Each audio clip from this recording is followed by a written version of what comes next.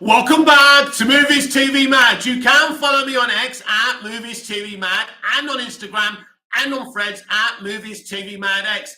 A very warm welcome to today's live video, which is earlier than usual. But I want to talk about something, and it doesn't really matter if I get any views on my live. I hope you're rewatching this video and you're enjoying it. But I want to talk about the challenges of telling stories about pre-existing characters. And generally, I want to talk about Superman and Doctor Who. I'm very excited that we're getting a brand new Superman film next year. To make you understand how I feel about Superman, as you all know who have been following me for a long time, Superman 78 was the first thing I ever saw ever. So it made a big impression on me. And it was such a big deal to see Krypton, to see Marlon Brando. Jesus Christ. When I was a kid, he was the biggest thing in the world. He was the most famous man in the world. It was huge. But that film had a huge impression on me. And every time there was a new Superman film when I was growing up, it was so exciting, you know. And I just wanted to think about Superman and what type of movies they would be. But I do want to talk about the challenges. If someone makes a film or tells you a story about a character, for example, let's say there's a character called Nick Silverway, right? There's going to be a Nick Silverway film. I just made him up, which I didn't, because there's a video on YouTube where I create this kind of entity called Nick Silverway. But anyway, let's imagine you hear in the press and THR, the Hollywood Reporter, Mick Menas to write and direct a Nick Silverway movie, right? You're going to go, couldn't give a fuck. Who's Nick Silverway? Actually, who the fuck is Mick Menas, right? You're not going to care. But if you hear somebody's writing and directing a Superman movie, all of a sudden, and even if you don't like Superman, even if you're not interested in Superman, your attention is piqued and you all of a sudden have preconceived ideas. And if you're a fan, those preconceived ideas get bigger. What type of Superman movie should it be? Should it be Action Comics #1, when Superman is a social justice warrior, where he's going down to coal mines and beating up cruel mine owners, treating their employees badly, and, husbands that are beating their wives up? That's what Superman did at the beginning. He didn't go against Brainiac. He wasn't that powerful. He couldn't even fly. Or should we tell you, what kind of film should it be? Should it be Golden Age? Should it be Silver Age? And that's before you get to Superman 78 and 2, Superman 2 and 3 and 4, and Superman Returns, and Man of Steel. And, Man of Steel wanted to do something different, right? And modern day, and steer away from the sunny, shiny Superman. Because we live in a very cynical world. And this is the problem with making a Superman movie, telling Superman stories and making him relatable. He's the kindest, sweetest character in fiction. There's not a more kinder, sweeter, genuine character than Clark Kent or Superman, or whatever you want to call him. And that's the problem, because we're all so cynical. We spend all day on the internet gaslighting each other. That person said that. That person said that. Oh my God, you're wrong. I'm right. You're wrong. You want to fight? That's the way we live our lives. And it's insane. So how does James Gunn put a story forward about the kindest, sweetest hero there's ever been? Superman is the most non-offensive character you can get.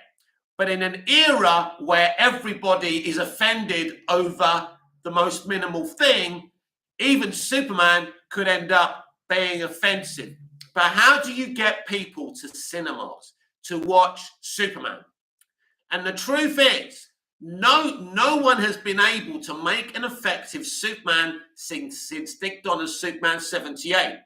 There's been little successes like Superman 2 and Superman 3. Superman 4 was a failure. Superman Returns was a failure. Man of Steel did have some interest in some fans, but it was also very divisive. So Dick Donner's the only one who made a Superman film, brought everyone together, and everyone celebrated the character, because 1978 was a very long time ago.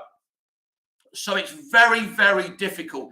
Everyone wants a different version of Superman. For example, we've got this debate over the fucking trunks. I couldn't care less whether he's got trunks or not. But there's a lot of people, it's trunks or no trunks. It's the this or that generation. It's a great example of the this or that generation.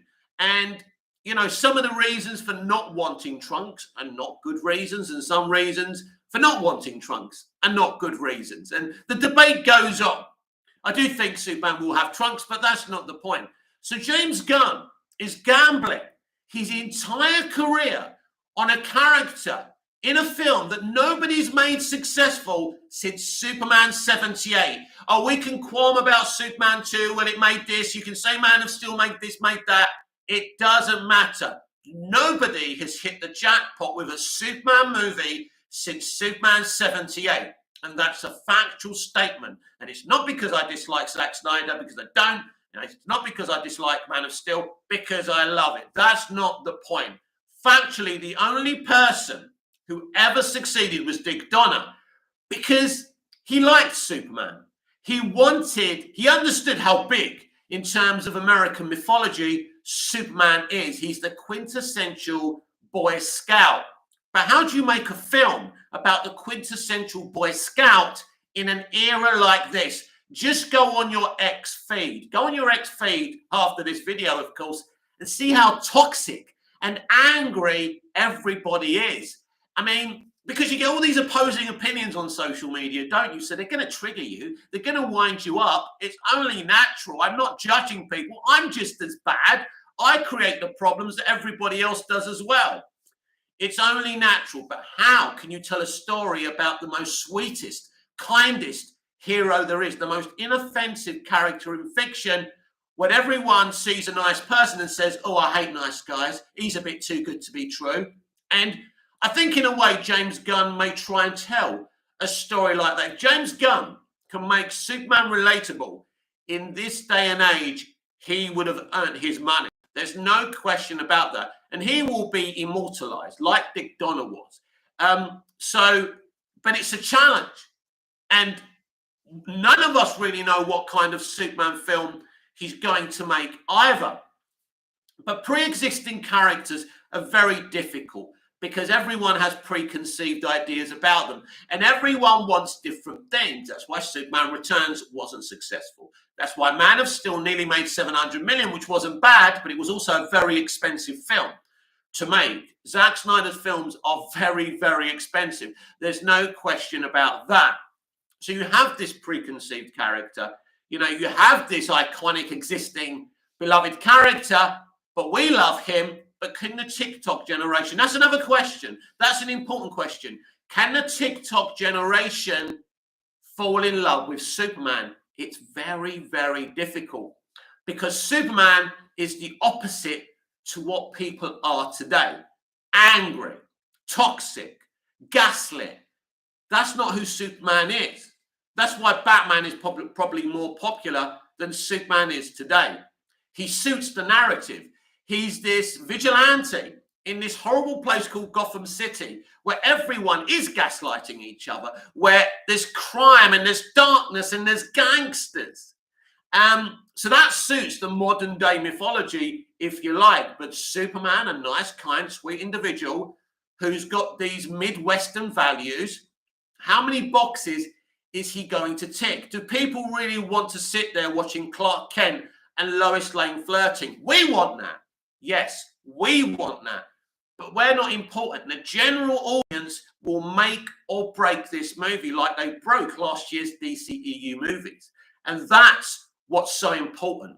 That's what matters at the end of the day. And right now, I'll be honest with you, as much as I love Superman, as much as I love DC, and I want everything DC to always be successful, I don't see how anything that James Gunn's done or said right now, I don't see any of that attracting the mainstream general audience to this film and to this character, right?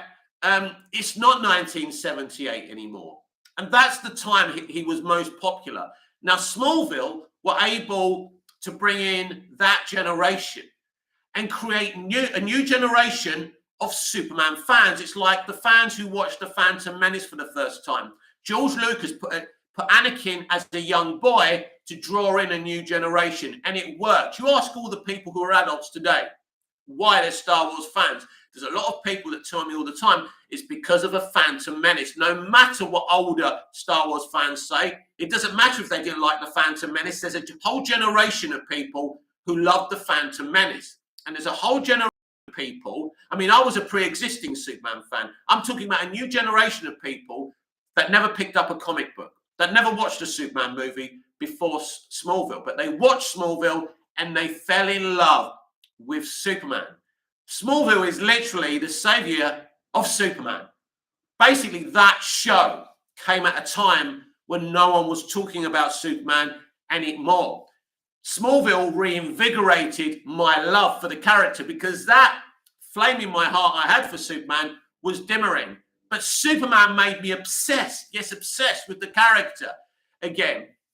I don't know what they did. I think it was the foreshadowing, the little hints. Oh, yeah, I like a nerd with glasses. Hey, Clark, and things like that. You know, trust me, Clark, our friendship's going to be the stuff of legends. Things like that hit the spot. And then you'd look at Tom Welling and go, oh, my God, this kid, one day he's going to be Superman. And it was exciting. Gotham Miller knew exactly what they were doing. But you Rewind the Time, Superman 78 was amazing. Thank you, Rewind the Times. Obviously, you don't need to convince me. I love the film. But it's not 1978 anymore. And for us, for our generations, however old you are, it's great. We're already DC fans. We're already Superman fans. But I'm talking about the general audience. How can James Gunn convince a general audience to be interested in Superman? Because Superman is the very opposite of the kind of characters that people are attracted to today. When you look at Donald Trump, when you look at that guy who's, what's his name? The guy who makes all the sexist comments all the time, who's been arrested yet again. My nephew looks up to that guy. And young kids are looking up to people like that. So how can we get kids to look up to Superman again when, if someone knows the guy's name I'm talking about, he's always on TikTok.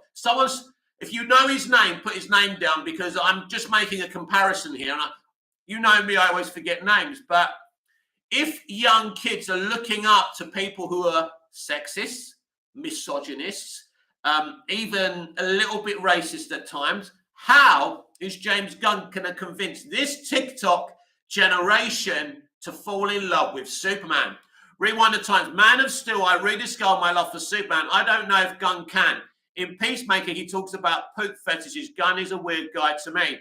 I think the thing with James, I think he's intelligent enough. I think look, you're right.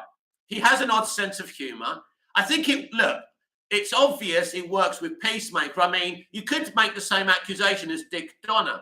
Before Superman 78, Dick Donner did The Omen. You could turn around and say, oh my God, this guy did a horror movie. How can he make a sweet, beloved character like Superman? How can he make a movie about him?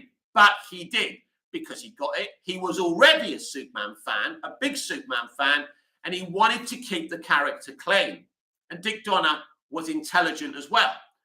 But is Gunn a Superman fan? Well, he claims he is. He has a great knowledge of Marvel and DC Comics. There's no question about that. He is a studier as well. He understands, but does he have the understanding and ability that people don't want a bait and twist? They don't want more Lois than Superman. We don't want Supergirl to replace Superman like what Hamada was attempting to do. Rewind the Times. Gunn is amazing at the obscure characters, but main characters, I don't know. I'm nervous, to be honest. You're not saying anything that's untrue. And one of my kind of, skepticisms about him is that I suspect that Superman will never be alone in the whole movie. He'll either be with Jimmy, Perry, and Lois, or he'll be with Guy Gardner, Hulk Girl, and those types of characters. He likes having people in groups. It's a bit like Arrowverse. You had Team Arrow, Team Flash, and those characters were never on their own.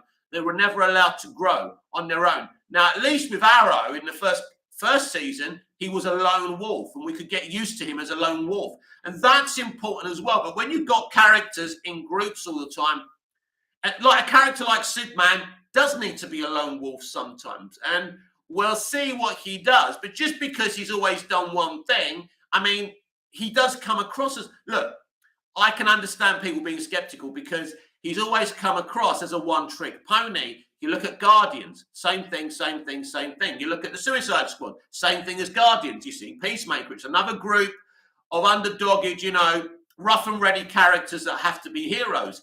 He hasn't proven yet that he can do anything different, but he can only be James Gunn. And this is something that's got all of us skeptical, and there's no question about it as well. And but it's very difficult to do anything, to make a film, to do anything about characters that everybody knows and loves. Everyone has an idea what Superman should be. You speak about falling in love with Superman via Man of Steel. I talk about the flame in my heart for Superman being reinvigorated by Smallville and discovering Superman via Superman 78. And everyone has preconceived ideas. I think with me, I don't have a preconceived ideas. I understand what Superman should be to a point, but I don't mind it going from that way to that. As long as he's a hero, as long as he's still pure, and if they want to make him a little bit more interesting and make a couple of jokes, I'm actually okay with that. Rewind the Times, definitely going to be the most important movie for DC brand from Warner Brothers. This upcoming Superman movie, Batman 2, moved to 2026. Yes, the Batman 2 has moved because that was never realistic. I don't know why they gave it a date. I keep on repeating myself, but I'll say to you as well, it was always moving. I'm not suspicious right now of it being cancelled because I always expected it to move anyway, but we will watch this space and I will keep an eye on what's going on there. And it will be very, very interesting going forward. We're still waiting to hear from Matt Reeves. He will be attending a podcast. I'm sure he'll be talking about it. And when we've got a few quotes, we will get into that as well. We will cover DC. We will cover Doctor Who. We will cover the entertainment that interests me and the people watching the channel. Rewind the Times. 5 years in between movies, Mick. Wow. But you know what, Rewind the Times? That's the way it used to be. Do we need 5 DC movies a year, 5 MCU movies a year? 5 years is a long time. The space between Superman 78 and Superman 2 was 2 years. And then 3 years with Superman 3. We used to wait. But this audience has lost its patience. This audience can't even handle characters talking anymore. They call it a problem with the pacing. Sino Men. Hi, hello, my friend. How are you today? We're talking about the challenges of making films and television about pre-existing characters like Superman and Doctor Who. And I do want to talk about Doctor Who, but you can talk to me about anything in entertainment. Put your comments there. No matter what I'm talking about, we can go back and talk about it. Now, I'm a big Doctor Who fan, really, since the Peter Davison era. I skipped Sylvester McCoy. I skipped Colin Baker.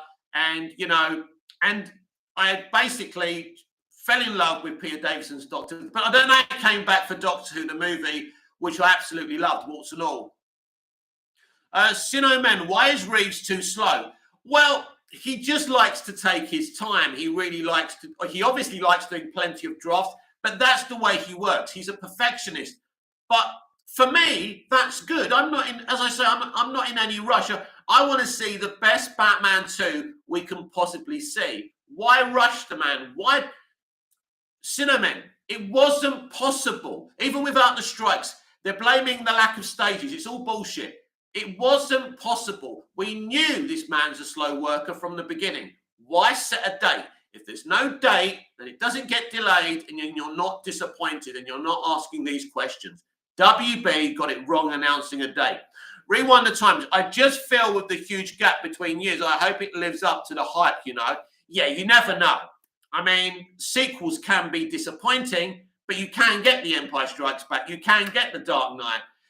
You can get Spider-Man 2, if there's a plan, of course. And Reeves almost certainly has got a plan. The problem Reeves has got, James Gunn has come into these pre-existing movies, which, if it was up to him, he wouldn't have had. And if I was him, if I came in as a co-CEO, a creative arm of a new studio, and I had things that I never greenlit, they'd be a problem, because it's not an ideal situation to have two Batmen, to have a Superman film in active development. These are not ideal situations. No franchise needs two Supermen or two Batmen. It's dumb, it's stupid. And now this movie's delayed, which means Brave and the Bold. I mean, which doesn't have a date, doesn't have a writer, doesn't have any actors. God knows what's going on with that film as well. And it gets people asking questions of the people making the decisions as well. But I don't think the Batman is the best Batman film ever. I think there's a lot of white racism in the Batman. You know, white senator evil, black senator good. You know, white policeman bad. Commissioner Gordon, who seems to be the only black copper, is the good one. So I felt there was a lot of kind of current day politics in the movie. But despite all of that, I really enjoyed the Batman, and I think it did a really good job. And the Batman, I said this the other day, the Batman and BVS do a very similar thing. Batman is in a bad place throughout the movie. But at the end, both versions of Batman choose hope. So that's interesting. Very similar ways of how they tell their stories. You've got a younger Batman who's really on the dark path, not as much as Affleck's Batman. Affleck's on the dark path, but they both choose hope by the end of it. But telling any pre-existing character story is difficult, because we all have our own ideas on how it should be done. You're never going to please everyone. How can you be in a situation, you've got to sympathise with James Gunn. He's got people saying to him, long cape, no short cape, S on the back of the cape, no S on the back of the cape, trunks, no trunks. You cannot win with that situation. So why didn't Dick Donner have these issues? He did, but there was no social media. He respected the fans because he was a fan himself. But he brought on his friend Tom Mankiewicz to rewrite everything that had been written. And because there'd never been a Superman movie, apart from Superman and the Mole Men and the TV series, but there'd never been a real Superman movie or superhero movie before. So, you know, that gave him freedom. These days, when you get a Batman or Superman film, oh, I love the Burton films, or I love the Nolan films, and everyone's got a preconceived idea. So in those parameters, let alone the situation in Hollywood today, where you've got to be inclusive, you've got to have a black one, you've got to have a white one, you've got to have an Asian one, you've got to have one with one leg, you've got to have one with two legs, and you know, you've got to tick all the boxes. And that's a problem, because how it should work is you just bring in the best people, the best creatives, the best artists, the best crew, whether they're black, Asian, white, it doesn't matter. The best people for the job should be running studios and making entertainment. And that's how all industries should be run. But that's not how they are being run. Cinnamon, do you think James used the Flash as a tool to reset the universe? Well, he said that's exactly what Walter Hamada was going to do as well. Yes, he did. But I believe he was wrong. I believe they should have released last year's movies and then started from scratch, total scratch, and just did one Superman film. No Creature Commandos, no nothing. Do Superman and see what happens. So we're making a Superman film, no promises of a cinematic universe or a connected universe. If Superman works, if we make money from Superman, if Superman's successful, you will love it. There will be more in that universe. If you don't like it, there won't be any more. But what you do by announcing slates, and you get yourself in I nearly said something that I shouldn't have said, but you get yourself in a muddle, right? So now there's this slate, and people are saying, I want more news about this, more news about that. Some are excited, some are not. It's a problem. But because he wants to keep Peacemaker, because he comes from a cinematic universe, he's got that mentality. Because Zaslav thinks the best way to make money is a cinematic universe. I don't even agree with that. I prefer random movies by visionary directors with a vision. I don't think cinematic universes work. It only worked once. It worked once with the MCU, and I've said it before. It's not going to happen. Even for the MCU, it's not going to happen. I still think Fantastic Four has a better chance of being more successful than Superman. I'll take the L. I want to be wrong. I don't want to be right about that. I just feel there's never been a successful Fantastic Four movie. There's nothing to reach to. People just have preconceived ideas from the comics. I like that it's going to be a period piece if that's the case as well. But I'm hearing like the Blade movie was going to be a period piece, and now it's not. I actually really, really like period pieces, but whenever you're working with preconceived, pre-existing beloved characters, everyone has a preconceived idea, and you're under pressure. That's not James Gunn's fault. Bat Super, good day. Hello, Bat Super. I mean, is there any Americans in the house? I mean, if so, you're up really, really early. I did want to do an early live today, leaving it till late at night, but everyone's in different time zones. And I was going to record this long video about Superman and Doctor Who. And I thought, why don't I just go live and I'll do a bite-sized video later on. But yeah, and I mean, like Doctor Who, like Russell T Davies brought back Doctor Who in its glory. And like older fans loved it mostly. And like the Phantom Menace, like Smallville, Doctor Who had this new set of a new generation. And today, they're Doctor Who fans as well. But he came back. And to be honest with you, those 4 specials didn't seem fresh. They just looked like they were written by someone who has no idea, who's dry of any fresh ideas for Doctor Who. Pretty new companion. We've been there, haven't we? Do something fresh. Give us a character from historical times. Give us an alien the Doctor can travel with. Oh no, it's another young, attractive, plucky woman. Haven't we done that? And he's trying to be edgy, he's trying to be controversial, he's slating fans because he's trying to distract from the fact that he doesn't have any ideas because those specials wasn't very special. And gimmicks like the upcoming Beatles episode as well. You know, because I don't think Doctor Who has got the money it used to. And I think that is a very, very serious situation as well. I think Doctor Who had a bigger budget than it has now because Disney are giving them a little bit of money, but not the money that everyone thought they were. I think that Doctor Who is in a bit of trouble. And Stephen Moffat's back. Stephen Moffat is back to write this year's Christmas episode. I think it's this year's, but whatever. He's back. For the first time in history, a non-showrunner will be writing a Doctor Who Christmas special. But the challenges, for example, if we go back to Superman, is that this is a huge character that maybe not everyone believes in, but how do you convince the mainstream audience to believe in a character that they don't?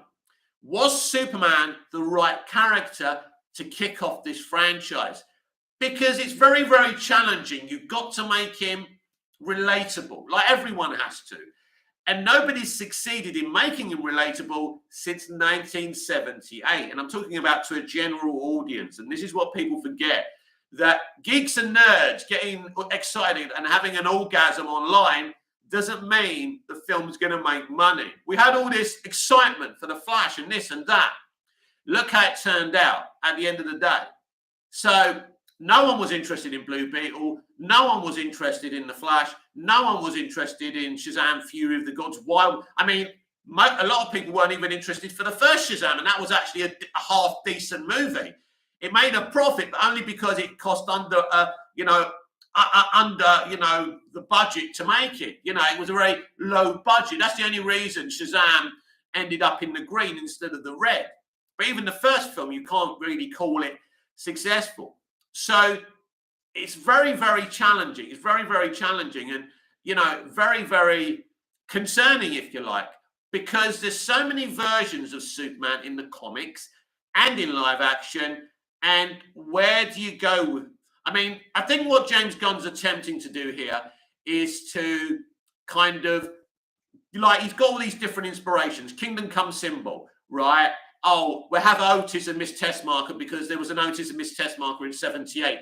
We'll tick all the boxes in historic Superman comics and in live action so nobody can say that I haven't kind of embraced the different versions. So he's trying to make everybody happy. But again, that's a dangerous game to play as well.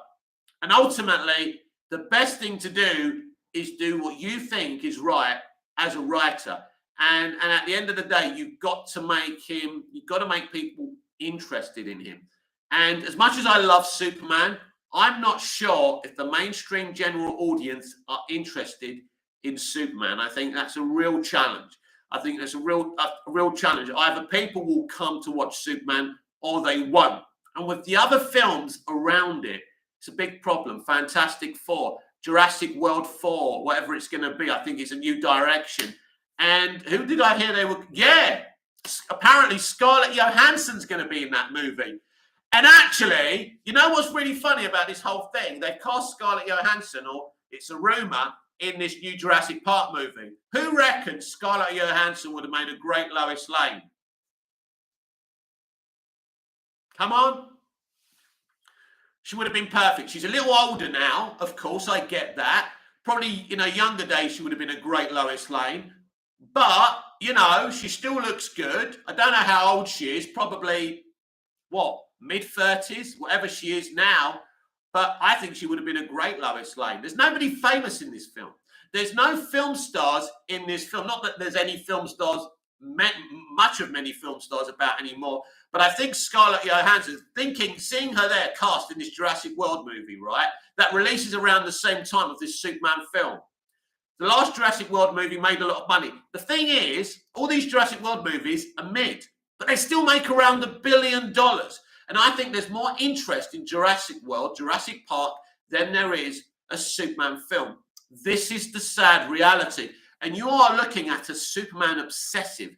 I love Superman, but I'm not biased. I can see the reality of the situation. I think more people will be interested in Fantastic Four, especially if people see that they're doing the right thing. I mean, look, Matt Shankman, not sure. He's been involved in other MCU stuff, but if they make it good, right, and they don't trigger the audience, this could be the rebirth of the MCU. I think Deadpool and Wolverine will rewrite the MCU as well. It's clear they're going to get rid of a few things that are there, right, and try and please people again because they've gaslit their audience. There's no question about that. And if they can do that, there's still an audience for Marvel. But they have to excite people again. And there's no bigger opportunity than Fantastic Four. A lot of people don't want Pedro Pascal as, you know, the Plastic Man guy or whatever he is, right? Mr. Fantastic. But I think, like, Pascal is a very good actor. And if you execute his character well, he will do well. I mean, I've never heard Pascal put on an American accent either. But anyway, so Superman has a huge challenge. There's a lot of competition around it. But when you release a movie in July, you know, you can't expect studios not to want to compete with you. And this is a big battle. This is the biggest MCU battle because I know that I think that Fantastic Four comes out about a week or so after Superman. Superman's coming out July the 11th. I mean, Superman may move, Fantastic Four may move. It'll be interesting. What happens? I think Superman may move before Fantastic Four. I mean, it depends how WB are feeling. If they're feeling confident, they'll leave it where it is. If they really believe that this movie will deliver. But you have to ask the question. James Gunn has never made a $1 billion movie. Yes, Guardians was a breath of fresh air in the MCU. Number 3 made around nearly 900 million. It did really, really well, and people came to that movie because they were invested. But we have to ask the question, why did people come and watch Guardians 3? Was it James Gunn fans or was it people that actually was interested? I don't know, but it did do really well. So potentially, if he makes a great movie here, he can do it again. But this is Superman. This isn't Guardians of the Galaxy. And that's the real issue here. This, you know, it's different. It really is different. And, you know, challenging. This is huge. You can't get any bigger than Superman apart from Batman or the Hulk or Spider-Man. As I say, these pre-existing characters are very difficult, but there's no one more difficult to pull off than Superman because nobody's done it since Dick Donner in a general sense and for the general audience. That's the truth. Like it or not, Man of Steel and BVS were utterly divisive. Not for me, but for the general audience. And it didn't tick the boxes that it should have done. So, you know, Superman 78 captured people's imagination. It made people want to watch Superman again.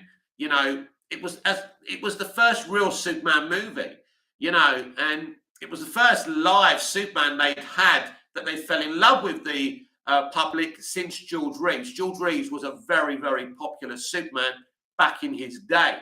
And obviously, tragically, the man allegedly killed himself. So, but yeah. So, and today you ask, if you do a poll, and I don't mean doing a poll on an account where it's just Snyderverse fans or just Christopher Reeve fans or Smallville fans, an independent poll, and probably on different social media platforms as well.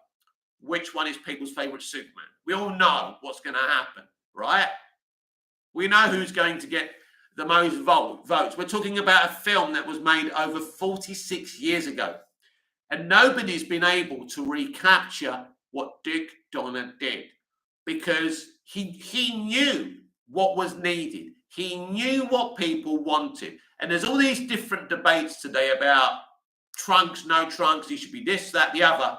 But ultimately, as a storyteller, as a creative, you've got to just shut your ears off and ignore what people are saying and do your thing. You can't make everyone happy, can you?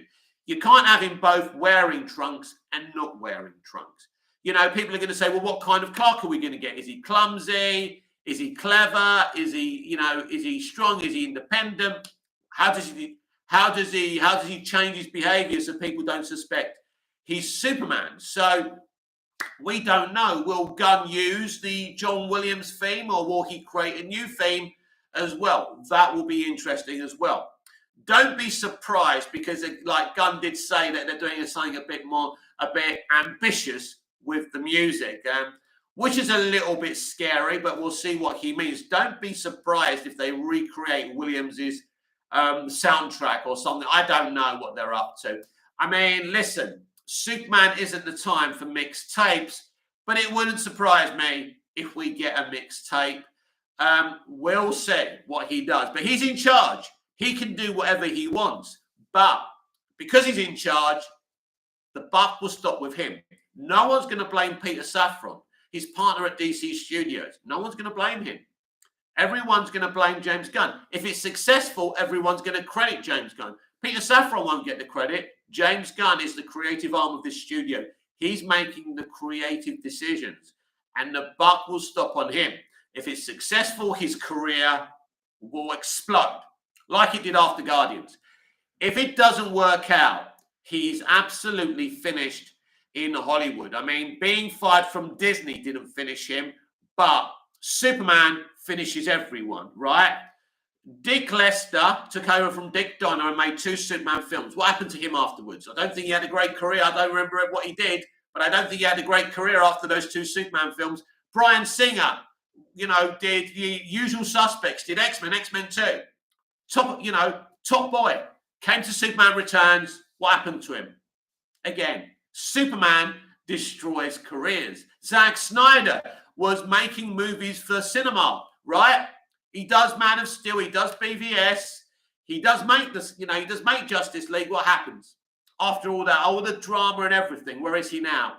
He's making content for a streaming service, and he's not making movies cinematically. Superman destroys careers. Not because he's a bad character, because people have, as I say, it's very different making, a Superman story than any other pre-existing character, because people are very strict with Superman. Ronnie Dodge, morning, Mick. Good morning, Ronnie. How are you this morning? But yeah, people don't want you to mess with Superman. People don't want Superman to be contemporized. So if they feel you're taking liberties and trying to change him too much, they will hold you to account. And Superman fans did feel that Snyder was dramatically changing him. But Superman fans felt with Superman Returns that you don't do a sequel about a movie that's that old, and it was never going to work. But it wasn't it didn't feel like a sequel to Superman 2. The Daily Planet looked different. There didn't seem to be any connection. Ronnie Dodge, all good, mate. Very good. Glad to hear it. Today we're talking about the challenges of making movies and television about, pre-existing beloved characters, because everyone has an idea of what they want. And as soon as it's a bit like mystery box storytelling. So it's a bit like Lost, and like when Stephen Moffat used to do mystery box, right? It's like everyone has an opinion of how the thing should end, And when it doesn't, when it's not the answers they want, they hate it. Bat Super, I like a Clark who is slightly mild-mannered, but with a little bit of an edge when feels the need to put Lois in her place. A confident but slightly introverted Clark. I think, yeah, him being introverted is important because it depends how you go at it. Now, with Smallville, they were looking at Superman. In the end, down the line, Superman would have been the disguise and Clark Kent the person. The same with the Lois and Clark series. And now in the Dick Donner Superman, you know, it was Clark Kent that was the disguise and Superman, that's the real person. So it's the same, you know, it's a different take on the same material. And I think you can go either way. And I don't think either way is wrong. But because the disguise is just glasses, you've got to find a way. I mean, Reeve nailed it. This is why Christopher Reeve's version is the best. Because you'll never guess that Christopher Reeve's Clark Kent and Superman are the same person. He's got these thick glasses on. He hunches his shoulders over. He's all wobbly and, you know, stuttering and things like that. And that's why it worked. It's a proper disguise. It's a disguise. Now, the Dean Cain Superman wasn't really a disguise. Puts the glasses on. He's as cool as Superman is. That's no good. You can't be doing that. Clark Kent and Superman must act in different ways. Now, the problem is, because he's working closely with Lois, she kind of needs to know that he's Superman, or it's a bit insulting to her intelligence. I think Jimmy Olsen in the comics does know who Superman is because he's Superman's best pal. So it will be very unlikely that if you're that close to someone that you don't know, that you're working close with Clark Kent, but you're Superman's best pal. Again, it insults Jimmy's intelligence if he doesn't know. So I think the people who really know them in both kind of identities need to know that Superman and Clark Kent. But I love what Christopher Reeve did the best thing. Should you repeat that? Should you do something different? Henry Cavill's Superman was a little bit more introverted, but he was also quite intelligent and, you know, wanted to be an investigative reporter. He wasn't clumsy. So it's interesting. Brandon Routh's Clark Kent is Christopher Reeve's Clark Kent. I think he was a better Superman than an actual Clark Kent, if I'm being honest. But I think to this day, it's Christopher Reeve who got it, that Clark Kent must behave one way and Superman must behave the other. It's the best take. Some people are going to want that. Again, some people are not. And again, you can't please everyone. And, you know, this is the real problem with it. And I think it really is difficult. And as a writer-director, you've got to make a decision and stick with it. And you can't second-guess yourself no matter what. And you've got millions of people around the world, as I said earlier, long cape, no, short cape. Superman's symbol at the back of the cape. No, we don't want a symbol on the back of the cape. Trunks, no trunks. You've got all this noise. But as I say, as a writer-director, you've got to say, right, I'll be polite to you. I'll listen to what you want, but it doesn't mean I'm going to give you what you want. And some of you are going to be upset. But if he tells a good Superman story, if he does the right things for his vision, and it's good and it's genuine, then it can work. If he doesn't, then if he makes schoolboy errors with it, and it doesn't work, because it's hard enough to attract people to watch a Superman movie as it is. This is the difficulty. This film isn't a foregone conclusion. And a lot of nerds think it's easy to make a Superman film. A lot of nerds just think this film's going to be successful because it's James Gunn. But he's never made $1 billion movie before. He's done well with Guardians. And I like what he's done with CBM. There's no question. But this is the next challenge. Doesn't mean it won't be successful. It just means it definitely, you know, there's no certainty here. No one can be certain that it's going to be successful or unsuccessful. That's the issue with this. And it's all a very, very big gamble. Because I promise you, if this movie, I suppose it depends. If it doesn't succeed, it depends how badly it doesn't succeed. If this film makes like 300 million, that's a disaster. Gunn's fucked. If it makes 400 or 500 million, he's still fucked. If he makes just past Man of Steel money, 750, 850, he'll get away with it. He doesn't generally have to earn $1 billion, but so anything over 700 million, he'll get away with it. No question. It has to make more than basically the benchmark is making more than Man of Steel. Because Man of Steel was deemed a failure, then Gunn's movie must be deemed a failure as well. So it has to be from, I think, 750 or above is successful. The Batman made 750, which was really good. It was just around when the pandemic was coming to a close. Very difficult to persuade people to go back to cinemas back then, so it did really well. 3-hour movie as well, 750 million, very good. And really, the Batman 2 should be looking for $1 billion. Batman and Superman and even Wonder Woman. I mean, Wonder Woman's a huge character, should be bringing home $1 billion, really. But people don't trust people making entertainment anymore. And that's another issue. So you really have to convince people via the marketing. And there's not very good people working in entertainment marketing anymore. We've seen it, how bad the marketing is. Because part of the marketing is when these actors and these directors are interviewed. How often have we seen it? They're meant to be like building up their movie, and they mention that some guy tried to touch them 20 years ago, right? Or they start saying horrible things about men, or they go all political. And how can you sell a movie when you're doing that? And when you're doing marketing, you've got to be, as a studio, you've got to say, shut the fuck up, right? Talk about the movie, be enthusiastic. And it seems to me that Gunn's already said to them, don't fucking say anything stupid. Just smile and be positive, or you're off the fucking picture. And I think that's important going forward because, it's been very, very damaging. Brie Larson. Nobody hated Brie Larson before she stood at a press conference and had a go at men from the age of 35 to 60 and, was hot, what she said was awful. I still think Disney put her up to it, but that wasn't great marketing. I mean, the film apparently made $1 billion, but, still, it wasn't, it's not a good way to sell something to people, is it? Oh, I hate half the audience. Thank you. See you soon. Please come and watch the movie. It isn't great. You don't have to tell people what you're thinking all the time. And so marketing will be very important for Superman. I think marketing for Superman is more important than marketing for Fantastic Four because you've really got to convince people that Superman is relatable and interesting. When I think about kids today, and I think some of you will agree with this because I'm sure some of you are parents. I'm sure kids today, especially the TikTok generation, sit there thinking about Superman, excited that there's a Superman movie. We are, because we grew up with it. It's different for us, isn't it? It's, and that's the thing. We've got to stop thinking about this from our kind of bird's eye view. We've got to think about it through this generation. And this generation are not huge fans.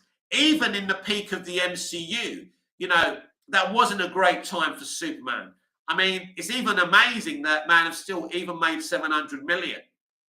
And if BVS wasn't so divisive, that, the whole DCEU would have fared better. But they took a deep dive with Batman and people didn't like it. It was bad enough. People were angry about the destruction in Man of Steel and the breaking of Zod's neck. You already kind of upset a lot of people with Man of Steel. But no one was as upset as they were when they saw BVS. Now, I enjoyed the movie. I just took it for what it was. But everybody didn't do that. And in the end, the DCEU became a disaster because of that deep dive. And, Zack Snyder was talking about his films having a polarizing reaction, and he kind of doesn't understand that because he's worked with a lot of pre-existing characters like The Watchmen, like Batman, Superman, and Wonder Woman. And I think he's been kind of congratulated with what he did with Wonder Woman. But in terms of Superman, you can't mess around with Superman. And when you're getting Batman to brand people and kill people, you're not going to get away with it. I'm okay with it to a point because it's an evolutionary story. And I get that. But other people didn't want to see Batman branding or killing. And I get that as well. And, when you're dealing with pre-existing characters, you've got to be very, very careful. You've got to tread carefully. There's a line that you cannot cross. And I love Zack Snyder. I think he makes brilliant movies. But there's a line you can't cross. A Man of Steel, it's not all on Zack Snyder. Chris Terrio did a very grounded and gritty take about Superman. He was obsessed with this First Contact story, which is fine. But he's the one who wanted Superman to break Zod's neck, not Zack Snyder. But guess what? Because of Snyder's past on Watchmen, everyone blamed Snyder for the neck breaking. It wasn't even poor Zack Snyder's idea to do it. Even Nolan didn't like the idea of Superman killing in that film, and Goya had to talk him round. So, but that neck snap killed the DCEU already. In a lot of people's minds, people were really pissed off. When you're pissing off your audience and people will say, oh yeah, well, Superman killed in Superman 2, whether that's true or not, right? It wasn't done in the... Man of Steel literally gets Superman to take somebody's neck and snap it. In Superman 2, he picks them up and throws them down an ice slide. It's a bit different, everyone, isn't it? And it's not blatant that they're dead. It's kind of... It's up to your own interpretation, isn't it? I never thought they were killed, but if they were killed, they were killed. But at least Christopher Reeve doesn't take Terrence Stamp's head and unscrew it off. That's the difference, everyone. Nobody really saw Superman 2 and thought, oh my God, he's killed Zod. He's killed Nod. We didn't think. We just saw a couple of villains sliding hilariously down an ice slide, and they disappeared into this frost. And they could have been in some prison under the fortress. Who knows, right? We just don't know. But in Man of Steel, you can't listen. You could, whether you agree with Superman killing or not. I mean, that movie wasn't really fit for children either. It was an adult Superman, and you know, Snyder had a go at what's his name, Mendelsohn, whatever his name was, and you know, he said to him, my Justice League is for adults, and that's fair enough. But Superman must be for adults and children. It must be for mums and mums, dads and dads, mums and dads, sitting together with their children. You can't have your child, your little child, watching Man of Steel when you've got Lois Lane going, maybe we could stop measuring dicks now, when you've got Superman snapping Zod's neck. You can't take your little child to see that Superman movie, which means you take the children out of the occasion. And you're supposed to make Superman for children and adults. As much as I love Man of Steel, you literally took a whole audience, the audience that Superman was created for, away from it. And a lot of adults will say, yeah, well, Superman's for adults. No. It should be for families, children. Imagine, I watched Superman 78 when I was a little boy. And imagine if I didn't see that and what I would have lost from my life by not seeing that. So as much as I love Man of Steel, that was a bad decision. And that's another reason the movie only made around 700 million.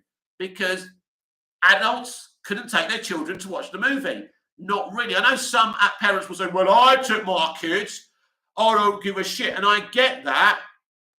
But, you know, what child's going to sit there and go, oh, my God, Superman just snapped someone's neck. Where, hey, you know, why is that woman talking about dicks? You know, it is a problem. If we take our bias out of the occasion, as much as I love Man of Steel, and I really like Man of Steel, I still think it's clumsy in places when we go from the neck snapping and then you've got, oh, he's kind of hot.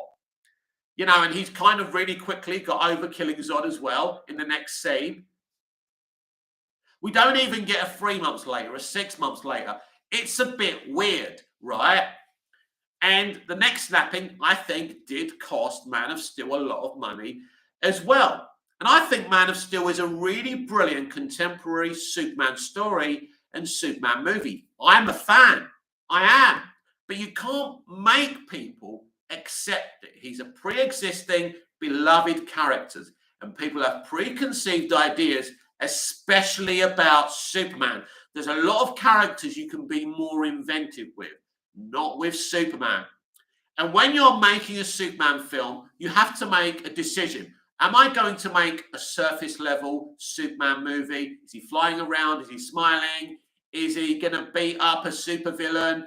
Or am I going to do a deep story about Superman like Goyer and Snyder did, and like Terrio and Snyder did in BVS? Or am I just going to keep it surface level? I think with Superman, I mean, like Superman 78 is a deep movie at times. You know, the whole arc of, you know, him losing his father, and when Lois dies, he hears his own words, you know, all those powers and I couldn't even save him. And he doesn't want that to happen again. That's the beautiful arc of Superman 78, but it's a simple arc.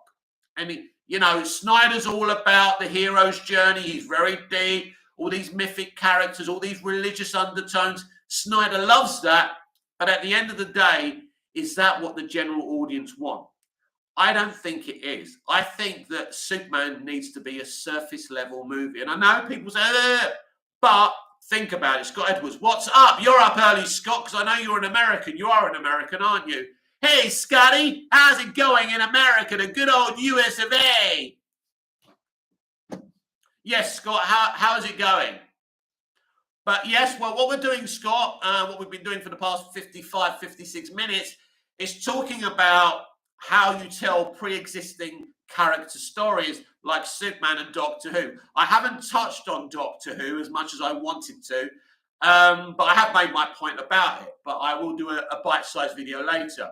Scott Edwards, pretty good. Yeah, I don't think I could live in America. I used to be in America, and I don't think I could do it again. I used to live in LA. Yeah, I couldn't do that again. No way. Even if someone offered me $1 billion to work in LA, to do TV, to do film, I couldn't do it, man. No way. They're all nuts in LA. They're all crazy. But anyway, yeah. So I'm inside. Oh, you see how upset everyone now? Everyone's left. Scott Edwards, is dialect training hard? Well, listen, it's a challenge. Some people it comes easier. You know, some people can do accents without dialect training. I've always found accents very, very difficult, and I was never very good. So I can't do an American accent. I cannot do an American accent, you know. I think it's that kind of mixture of a Texan. I can't do it. I'm not very good. But it's all about the way you move your lips and the way you move your mouth. And it's very difficult because accents is something that you gain naturally wherever you're born, wherever you grow up. So it's very difficult to do that. And some people do it better than others. That's why people like Pedro Pascal don't put accents on, because he probably can't.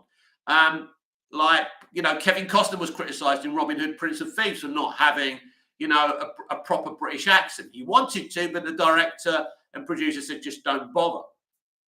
I think dialect training is difficult for some more than others, for sure. Some people it's just natural to.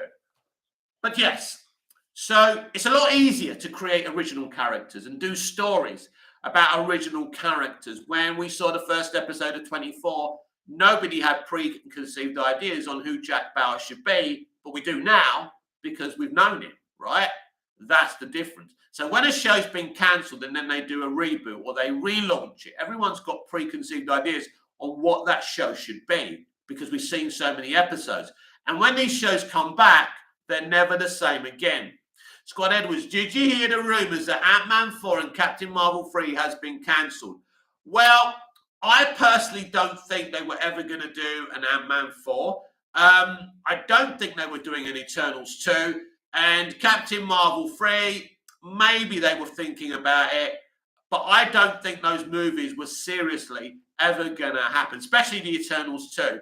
And you're talking about Mr. Daniel RPK, who isn't, or My Time to Shine. When you see those names, just ignore them because they don't really have any solid information. So, but I don't think those projects are going to happen, Scott, or never were going to happen anyway. And my feeling is, there's not an audience. There was never an audience for Captain Marvel. But if you made a really good first movie and you were deep about her and you were telling a proper story instead of going through the whole I hate men vibe, maybe it could have been successful. People do want to see good female characters that not just for women, but that we can just watch and look up to them. How comes I looked up to Lois Lane as a young child, right? There must be a reason. But they're so overtly obsessed with attracting young women. But we know who the dominant demographics are, who go and watch film, who watch television, who play games. We know that. Nobody's saying that women and girls shouldn't be watching movies. That's not the point. But we know the dominant demographic, and they've driven that demographic away.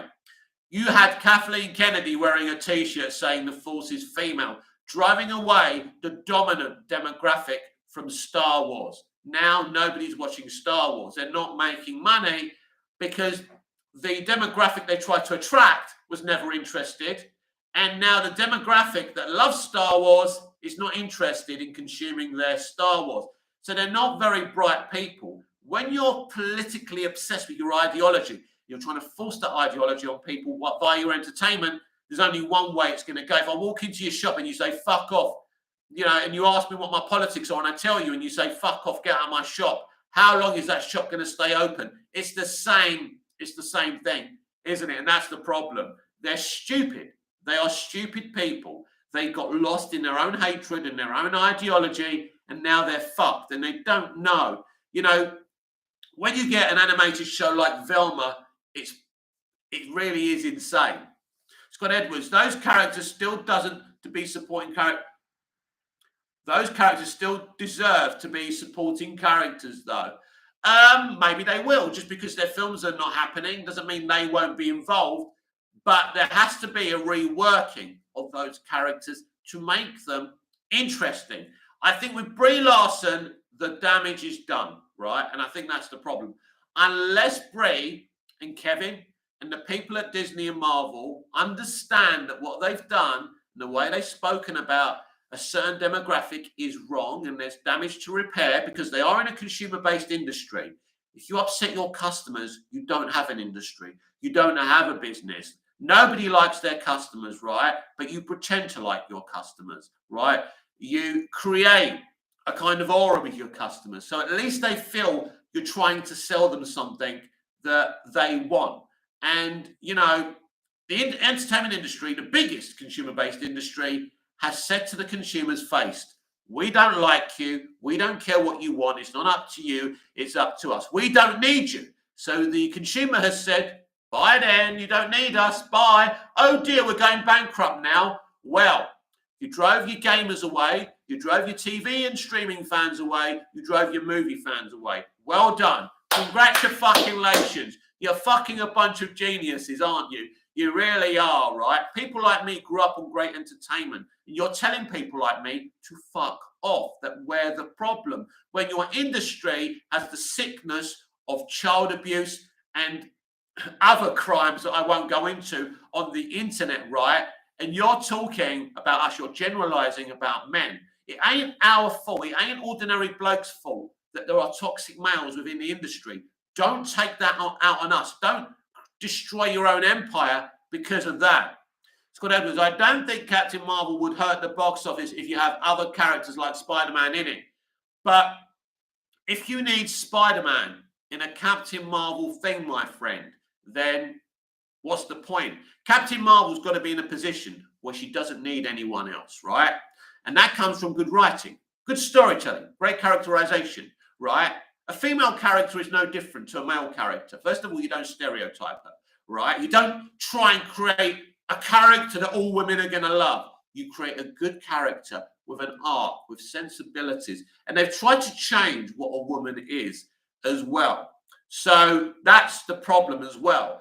Women need to see a woman and see a woman go through things other women go through, right? Not, I'm tough I am, I'm as tough as the blokes. Nothing bothers me. I don't need anyone. Who's going to identify with that? I'll tell you, not blokes and not ordinary women outside of California.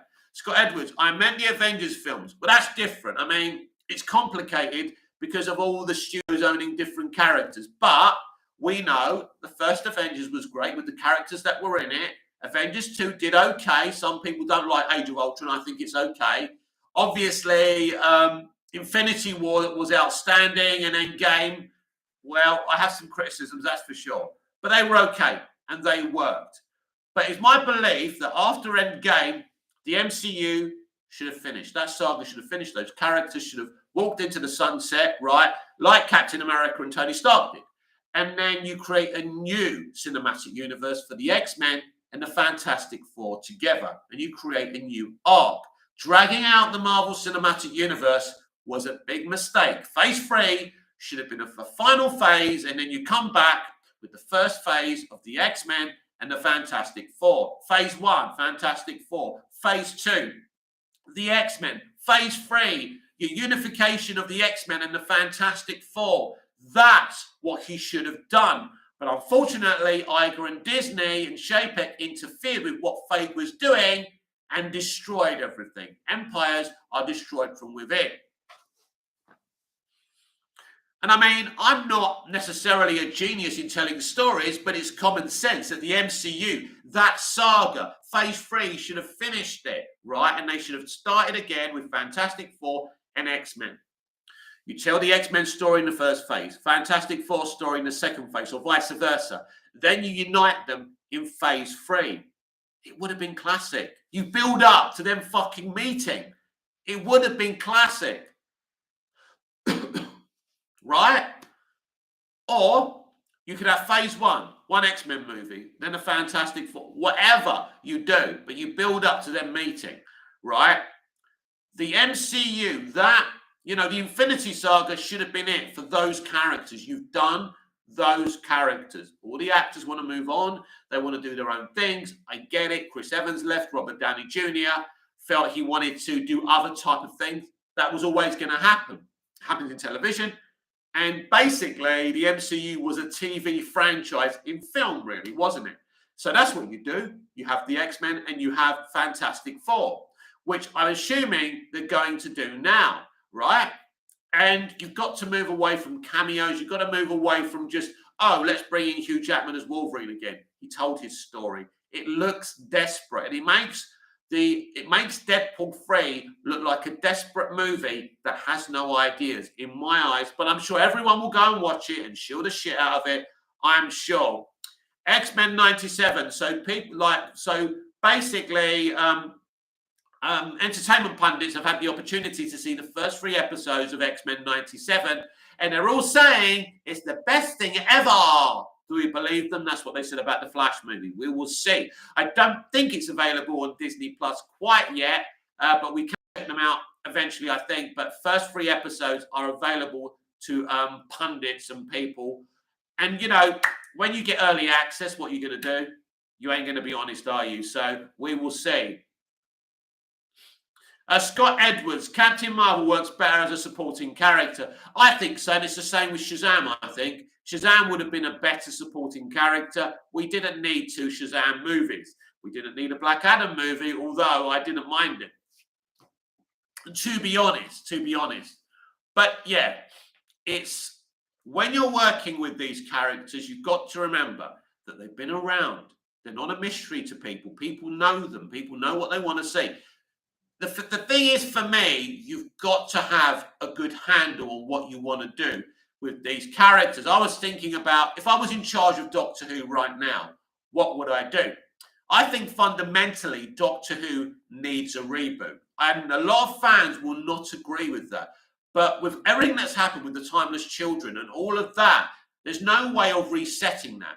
You actually need a reboot, or you need to do an adventure where all the Doctors who are still alive unite, and what happens to Earth 1, it dies, and then there's a new continuity. But I think somewhat Doctor Who is a reboot. And I think if I was telling my first Doctor Who story, it would be a reboot. The Doctor is found collapsed somewhere as a little boy. He has no memories. He grows up and he actually becomes a doctor.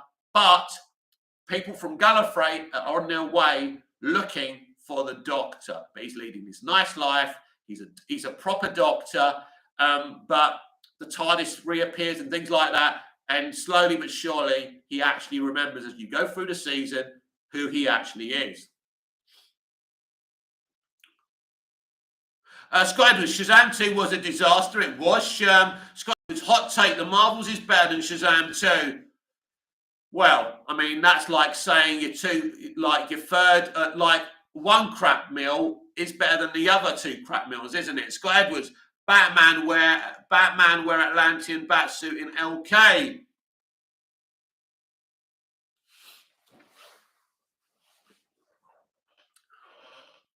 I think you need to forget about all that, my friend. I think you need to move on. But it's always a challenge, and I always sympathise with anyone that has to create something for pre-existing characters. And I mean, to be fair to Russell T Davies, he brought Doctor Who back fantastically well. He had an idea, he had a vision, he had zest.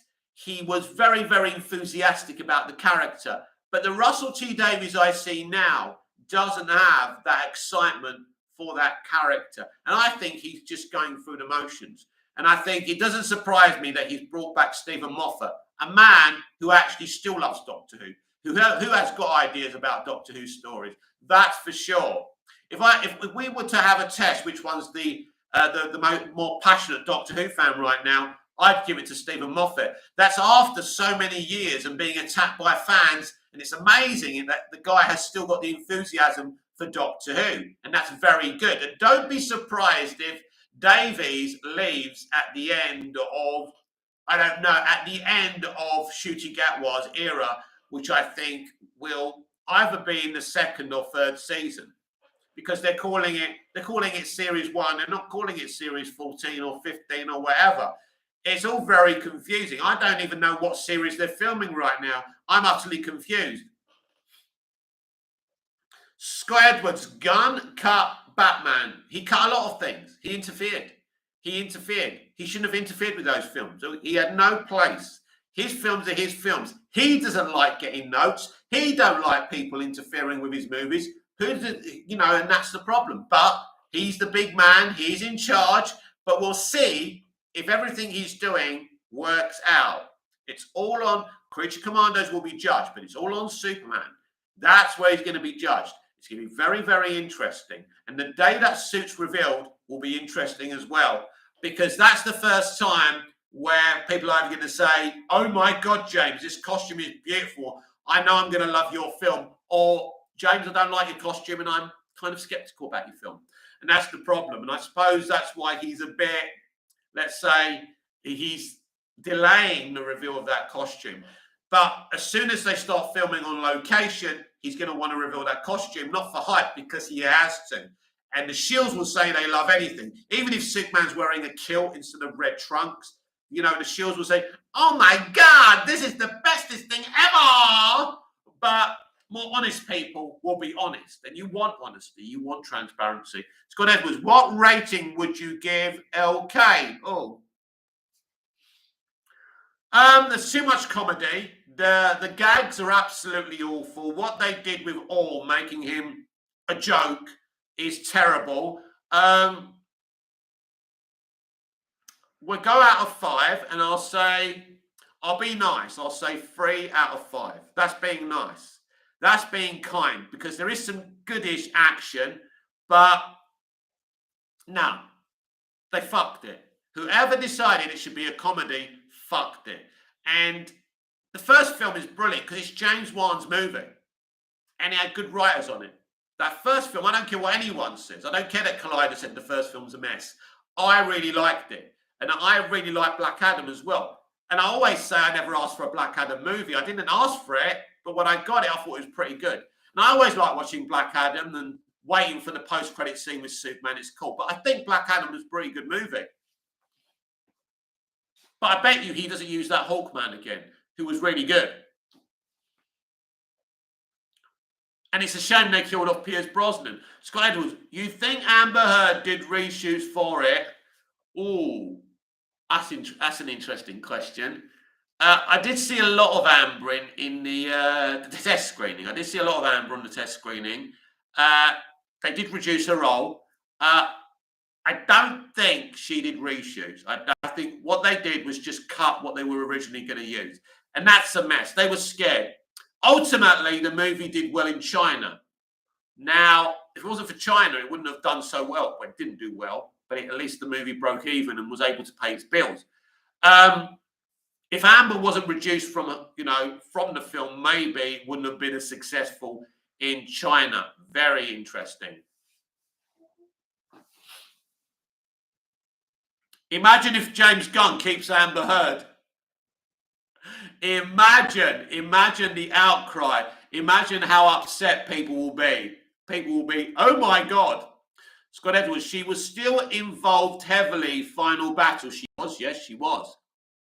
But they put stuff together, Scott. That doesn't mean she was in any reshoots. Look, what they did mostly, I mean, I know she was in quite a lot of it, and they did take a lot of good. I mean, as she said, they took away some great moments, and even Dolph Lundgren complained about reducing her. And it's my opinion, you either take her out of the movie completely, or you keep her in fully, right? Because at the end of the day, Ezra Miller is more problematic than Amber Heard. Because at the end of the day, let's be fucking honest, Johnny Depp is a drunk and a drug addict, and she's messed up in the head. They deserved each other. They were being bad to each other. It's not my problem that Johnny Depp went for a younger, hot woman, right? And he was drunk throughout their relationship and they were abusing each other. That shouldn't be my fucking problem. You know, she's actually a really good mirror. Let's be fucking honest about it. Why should I have to take sides? Why should I have to get involved? Why should a movie? I enjoyed her in the first movie. I thought she did really well. I was surprised how good she actually was, and I give credit to James Wan's directing for that. But, you know, and then you've got to reduce her role. The movie gets fucked up, right? And then you've got to cut the movie up. And it's not the same movie. But the first movie was really good. I don't think I'll ever watch the second movie again, but I will watch the first movie. It's very, very sad. And this is the world we now live in. Scott Edwards, they kept her man to fight. What's that say? Fight scene. If it were me, I would have said, fuck it. This film's going to flop anyway, which it basically did. Just keep her in. Just keep her in. What's the point? What difference in the end did it make? Really? Your movies were fucked anyway, right? Even the movies that Gunn didn't interfere with. Gunn didn't interfere with Shazam! Fury of the Gods. He didn't interfere with Blue Beetle, right? He's already said that Blue Beetle, the actor, will be part of DC Universe. We'll see. But the film isn't part of DC Universe. So that's interesting. So, again, it could be a variant Blue Beetle played by the same actor. Who knows? It's all very, very confusing, isn't it? I mean, originally, Aquaman and the Lost Kingdom was going to be a dark Star Trek, what's it called? What's Star Trek 2 called? Whatever it's called, right? Star Trek 2, The Wrath of Khan. That's what it was supposed to be. It was supposed to have environmental commentary like Jason Momoa wrote in his original story. It was a revenge story, and yeah, it was telling a dark story, and it was going to end, in a bit of cliffhanger, and it was going to be amazing. That was the film it should have been, and they cut the shit out of it. And we don't know if Momoa has a future in DC Universe. It hasn't been announced yet, but I think that if he is going to play Lobo, it will be announced very, very soon. It's been released. They've released it on digital and physical media. If he's going to be in DC Universe as Lobo, then expect to hear something very, very soon. But we don't know. Now, Jason Momoa claimed during the marketing for Aquaman and the Lost Kingdom that no one had approached him to play Lobo. But he was throwing a lot of hints, and so was James Gunn. Scott Edwards, Stingray was a cool henchman villain. Yeah, I agree. So I think we're going to close off this live chat. But just to round it all up, James Gunn or anyone working with pre-existing characters have huge decisions to make from the very beginning. But the only way to make a successful story, film, television show about a pre-existing character is to do your research and know the history of the character. Never go in without knowing the history of the character. And it's important that you make a decision on how you're going to go creatively and stick to that decision. And don't worry about what everyone's saying to you, right? You take your advice, you do your research. Jodie Whittaker made a big mistake not researching the Doctor, not watching previous Doctor Who episodes and just doing what Chibnall told her to do. That was a big mistake, and it affected what kind of Doctor she was playing. A very bland, uninteresting doctor because she didn't research the character. Whether you're a creative or an actor, right? Research a character, pre-existing history, not all of it. I mean, if it's Superman, there's too much history. Just choose bits and bobs, of course, right? Then make your decision on what creative direction you're going to go in. Don't listen to anyone else. Do what you're going to do. Make your movie, tell your story, perform the character on the way you and your director and your writer have decided to do it, and stick to it, right? And if you believe in that, it will work.